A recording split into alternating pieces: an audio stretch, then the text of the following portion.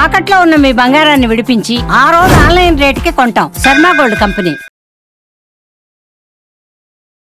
నమస్తే, welcome to Suman TV. నేను గిరిజ. అయోధ్య రామ మందిర కోశాధికారి అయినటువంటి స్వామి గోవిందదేవ్ గిరిజీ గారి శిష్యురాలు ప్రెసిడెంట్ మనతో ఉన్నారు. సో దీది వచ్చేసి ప్రముఖ ఆధ్యాత్మికవేత్త, అలాగే మోటివేషనల్ స్పీకర్ డాక్టర్ శిల్పా దీది గారు ప్రెసిడెంట్ మనతో ఉన్నారు. మరి వారితో మాట్లాడి ఆధ్యాత్మికంగా మనకున్న సందేహాలను నివృత్తి చేసుకునే ప్రయత్నం చేద్దాం. నమస్కారం దీది. నమస్కారం అండి. అక్క, మనకి లక్ష్మీదేవి ఇంట్లో స్థిరంగా ఉండాలి అంటే అందరూ కోరుకుంటారు, కానీ ఉండాలి అంటే మరి మనం ఏం చేయాలి? అమ్మవారి అనుగ్రహం మన మీద కలగాలి అంటే మనం చేసే పూజా విధానం కానివ్వండి, అనుసరించే నియమాలు కానివ్వండి, సో ఏ విధంగా పాటిస్తే గనక అమ్మవారు అనుగ్రహం మన మీద కలుగుతుందంటారు? సో లక్ష్మీ అమ్మవారు అంటే చాలా మంది ఓన్లీ ధనము వస్త్రము అనుకుంటారు.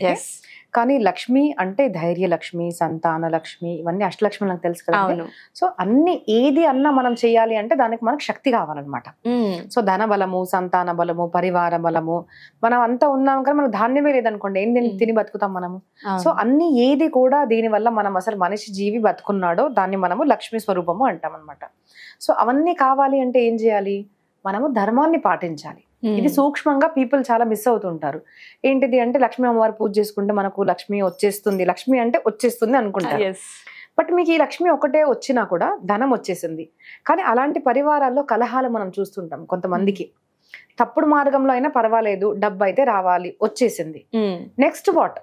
దాని పరిణామం ఏముంటుంది? ఫైనల్లీ మనం సంపాదించిన తర్వాత మనము మన పరివారము సంతోషంగా ఉండాలి కదా. కానీ అది మనం మిస్ అవుతున్నాం. మెయిన్ పాయింట్ ఏదో రకంగా కూడా సమాజంలో నేను డబ్బున్న వాడిని అన్న భావన కలిగించుకోవడానికి ఏదో రకంగా సంపాదిస్తున్నారు. అధర్మ రూపంగా కూడా సంపాదించిన తర్వాత సుఖంగా ఎలా ఉంటాం మనము? కాబట్టి లక్ష్మీనారాయణ పూజ అని మనకు సనాతన ధర్మంలో చెప్పారు. ఎప్పుడు కూడా లక్ష్మి ఓన్లీ లక్ష్మీ అమ్మవారిని పూజించకూడదండి, లక్ష్మీ నారాయణ సమేతంగానే పూజించాలి. అట్లీస్ట్ మనం పూజ చేస్తున్నప్పుడు ఓన్లీ ఫోటో పెట్టుకున్నా పర్వాలేదు, కానీ నారాయణ సమేతంగా రామ్మ తల్లి అని మనం ఎప్పుడు కోరుకోవాలి. ఎందుకు అంటే లక్ష్మిలో ఇద్దరు భాగాలు అనమాట, రెండు స్వరూపాలు. ఒకటి శ్రీలక్ష్మి, ఒకటి అలక్ష్మి అంటారు. శ్రీలక్ష్మి అంటే ఏంటిది? ధనము మంచిగా అంటే సద్ధర్మాన్ని పాటించి మనము దీని వల్ల అయితే డబ్బు సంపాదిస్తామో, వస్త్రాలు, ఇంకా డబ్బు వల్లే కదండి ఇవన్నీ వచ్చేది కూడా. అది వచ్చిన తర్వాత మనకు సుఖాన్ని ఇస్తుంది. కొంతమంది చూడండి, కొంచెమే డబ్బు ఉంటుంది, చిన్న ఇల్లే ఉంటుంది, కానీ వాళ్ళు చాలా హ్యాపీగా ఉంటారు. ఎందుకంటే ఎప్పుడు కూడా తప్పుడు మార్గంలో డబ్బులు అసలు రాలేదన్నమాట. అదే కొంతమంది ఏం చేసినా పర్వాలేదు, ఎవరిని డిసీవ్ చేసినా పర్వాలేదు, స్కామ్ చేసినా పర్వాలేదు, ఎలాగన్నా కానీ డబ్బులు అయితే రావాలి.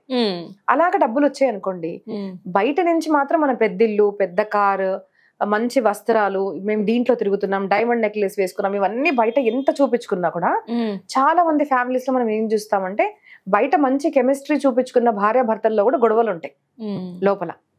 వాళ్ళు అట్లాంటి వాళ్ళు సూసైడ్ చేసుకోవడము, ఇంట్లో అంటే భార్య భర్తలే మాట్లాడకపోవడము, ఇంట్లో పెద్ద ఇల్లు ఉంటుంది, భర్త ఒక రూమ్ లో భార్య ఒక రూమ్ లో ఉంటారు, పిల్లలు రేపు పేరెంట్స్ తో మాట్లాడకపోవడము, ప్రాపర్టీ వల్ల కలహాలు రావడము, గొడవలు రావడము, ఇల్ హెల్త్, అట్లాంటి వాళ్ళ డబ్బు చూడండి. ఖచ్చితంగా కొంతమంది లాయర్స్ ఉంటారు, ఇంకా వాళ్ళకు ఏంటిదంటే ఎప్పుడు ఏదో ఒక డిస్ప్యూట్ అనేది జరుగుతూ ఉంటుంది.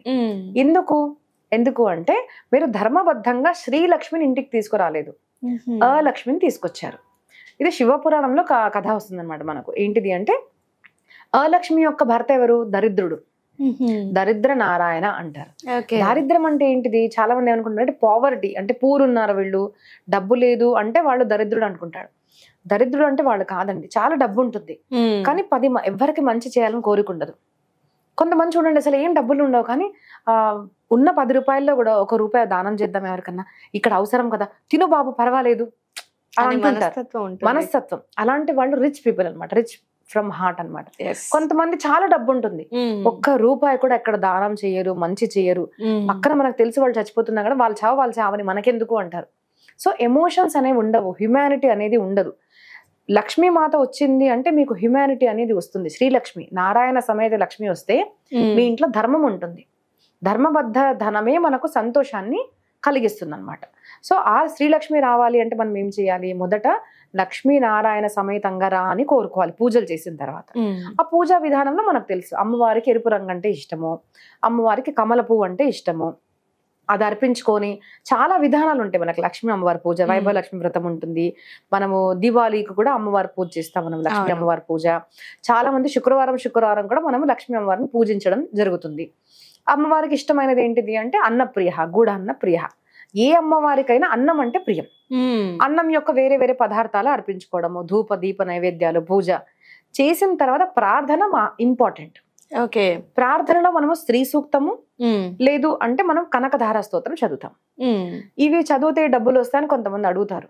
ఖచ్చితంగా వస్తాయండి, ఖచ్చితంగా వస్తాయి. కానీ ఒకసారి చదివితే రావు. ఓకే, అది రిపిటేషన్ ఉండాలి. అలా ఎన్నిసార్లు అంటారక్క? ఎన్నిసార్లు అంటే వచ్చేదాకా. ఎందుకు అంటే మీరు చేసిన కర్మ మనం చెప్పలేం కదా. ఇప్పుడు నేను చెప్పలేను మీరే మీ కర్మ ఎట్లాంటిదో, పూర్వజన్మ కర్మ. సో అది చేయడం వల్ల ఖచ్చితంగా వస్తుంది. రోజు నిత్యంగా ఒక్కొక్కటి చేస్తే మంచిది. లేదు అట్లీస్ట్ 16 times. ప్రతి దేవతలకు ఒక్కొక్క నంబర్ ఉంటుంది అనమాట. అట్లీస్ట్ 16 times అన్నా చేయండి. 1600 times శ్రీ సూక్తం, 1600 times కనకధార. అయిపోయింది ఇంకా అనుకున్నట్టు కాలేదు, మళ్ళీ 1600 చేయండి. ఒకటే రోజు 10, ఒక రోజు 5 అలా చేసినా పర్వాలేదు. ఎలా కుదిరితే అలాగా. కానీ మెయిన్ మన ఇంటెన్షన్ చాలా ఇంపార్టెంట్. దేవుడికి ధర్మబద్ధమైన లక్ష్మి మా ఇంట్లో రావాలని కోరుకోవాలి. అది మనం ఫస్ట్ గుర్తుపెట్టుకోవాలి. ఇది పూజా విధానం. ఇంపార్టెంట్ థింగ్ ఏంటిది అంటే ఎక్కడన్నా పరమాత్మ రావాలి అంటే మొదట క్లెన్లీనెస్ ఉండాలి. ఇప్పుడు మిమ్మల్ని ఎక్కడైనా పిలిచారనుకోండి, మా ఇంటికి పిలిచి అక్కడంతా చెత్త ఉంటే కూర్చుంటారా? ఎక్కడ క్లీన్ గా ఉంటే అక్కడ వెళ్తాం. మనమే మనుషులం. అలాంటి పరమాత్మ ఎక్కడైతే అన్క్లీన్ గా ఉంటుంది, ఇల్లు కానివ్వండి, మనసు కానివ్వండి, మనసులో కామ క్రోధ ద్వేషాలు ఇవన్నీ ఉన్నాయంటే శ్రీలక్ష్మి రాదు, అలక్ష్మి వస్తుంది. ఓకే, అందుకోసం మనం చూస్తుంటాం కొంతమంది తప్పుడు పని చేస్తున్నా కూడా వాళ్ళ దగ్గర లక్ష్మి ఉంటుంది అంటాం.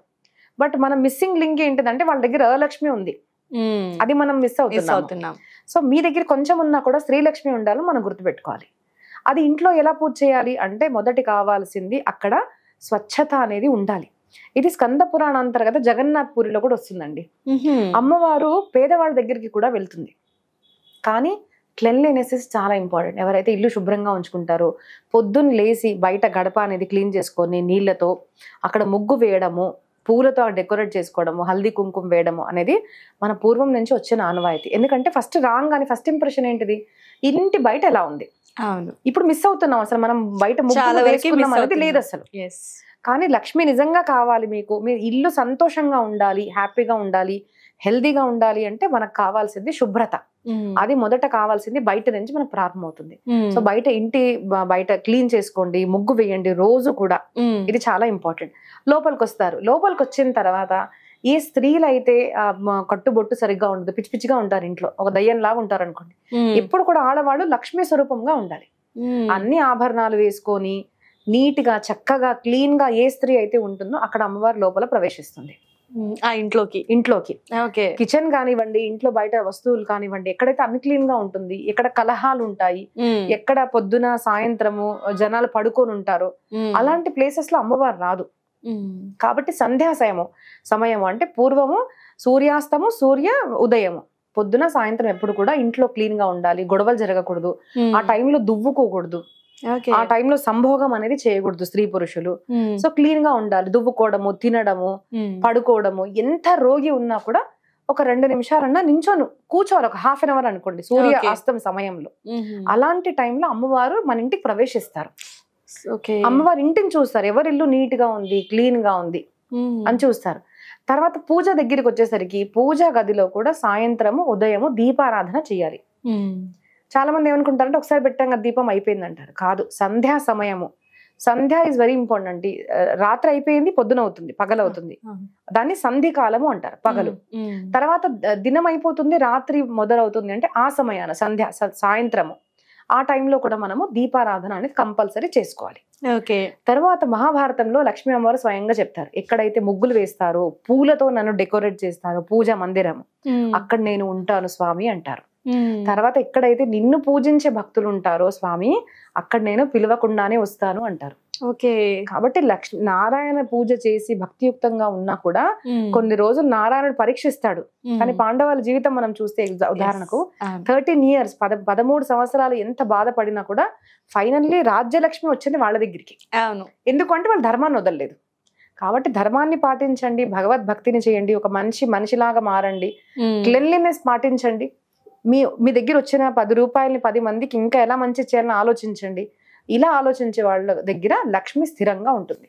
ఓకే అక్క, నిజంగా చాలా మంచి విశ్లేషణ. అనే కంటే కూడా ఆధ్యాత్మికతని ఒక మనిషిలో మనసులో నింపడం కోసం చేసే ప్రయత్నం అనుకోవచ్చు. అంత చక్కగా తెలియజేశారు. సో ఎంతసేపు కనకధార స్తోత్రం చదివితే వచ్చేస్తుందా ఒకసారి 2 సార్లు, లేదంటే లలితా సహస్రనామం చదివితే వచ్చేస్తుందా, ఆ నియమాలు ఆ రోజుకి పాటించేసి మర్చిపోతాం. కానీ మనం ఎక్కడైతే మొదలు పెడతామో అది ప్రతిరోజు నిత్యం కొనసాగితేనే మనకు అమ్మవారి ఇంట్లో స్థిరంగా ఉండటానికి ఇష్టపడుతుంది. సో ఈ విషయం చాలా చక్కగా తెలియజేశారక్క. ధన్యవాదాలు. ధన్యవాదాలండి.